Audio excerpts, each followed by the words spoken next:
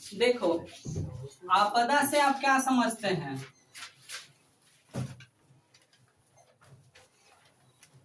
कौन बता रहा है, लड़की में या लड़का में? कौन बोलो?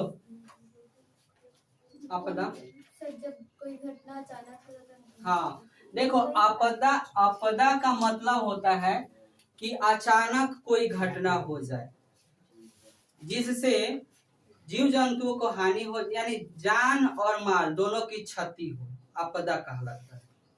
यानी ऐसी घटना जो अचानक उत्पन्न हो जाए जिससे जान और माल मतलब पैसा, जान तो आदमी हो गया, कोई भी जीव जंतु को हानि हो, उसको आपदा कहते हैं। समझ में आ गया ना? जैसे मान लो अचानक कभी यहाँ भूकंप आ जाए और सारा बिल्डिंगे गिर जाए, तो किसको हानि होगा?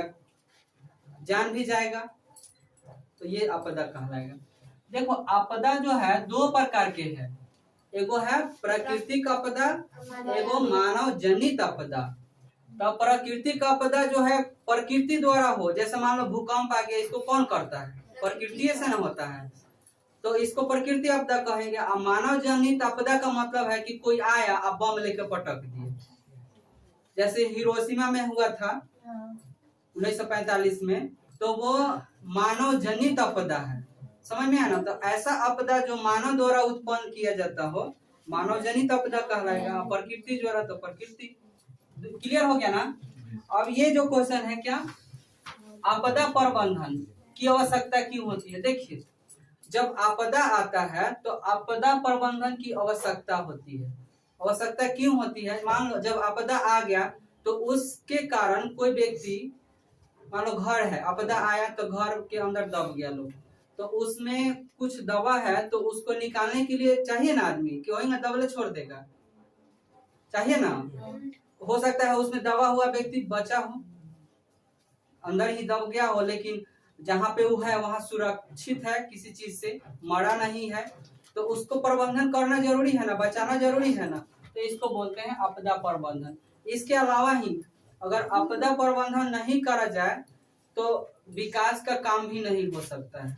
इसलिए बोलता है ना लोग कि घर बनाइए तो अच्छा घर, सीमेंट अच्छा, छड़ अच्छा, नहीं बोलता है लोग, तो ये होता है। अगला जो है 4 नंबर, सुनामी। देखो, भूकंप जानते हो लोग ना? भूकंप का मतलब होता है पृथ्वी का थरथराना, चाहे कांपना, भूकंप कहलाता है।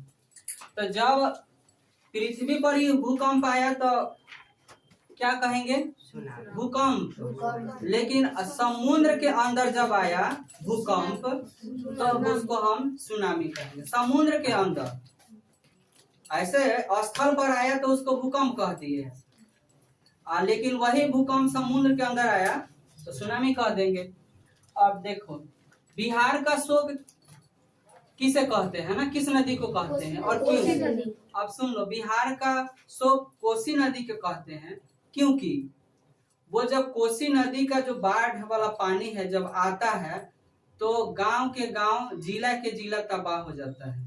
इसमें कई लोग बेघर हो जाते हैं। एक बार 2008 में ऐसा हुआ था कि नेपाल वाला जो क्षेत्र था, इतना न बारिश हुआ था ना कि नेपाल में पूरा पानी, वो थोड़ा सा अति पड़ता है, ऊंच पड़ता है, उन्हें पूरा पानी भर गया और उधर का बांध उन सब तोड़ के, 2008 की बात बता रहे हैं, सब मैंने तबाही मचा दिया था उस समय 2008 में।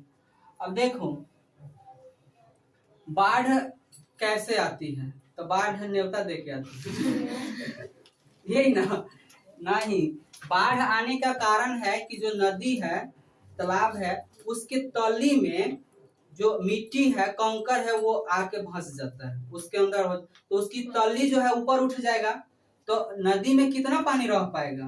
तो नदी में ज्यादा पानी नहीं रह पाएगा, तो इसलिए क्या होगा कि बाहरी क्षेत्र में फैलेगा। तो ऐसे आती है बाढ़, जिससे जानबे करते हैं बाढ़ आने से क्या होता है, बहुत सारा नुकसान हो जाता है। और यहाँ 7 नंबर क्वेश्चन है कि बाढ़ से होने वाली हानि। तो बाढ़ से होने वाली हानि समझाना बड़ा मुश्किल है कि कितना हानि होता है, कोई नहीं बता सकता है। इस बार ही देख लो, चाहे अगले बार क्या हुआ था, बाढ़ के कारण फसल नहीं हुआ, लोग सोचा था कि अथी बाढ़ आ जाएगा, धान नहीं बोए, और धानों नहीं हुआ और बाढ़ो नहीं आया, और जिस इलाके में बाढ़ आया वहां का फसल खत्म। तो यानी बाढ़ आने से बहुत सारे हानियां होती है और अर्थव्यवस्था बिल्कुल चौपट हो जाता है। ये इसकी मुख्य बातें हैं। ठीक है, दोनों तरीके से।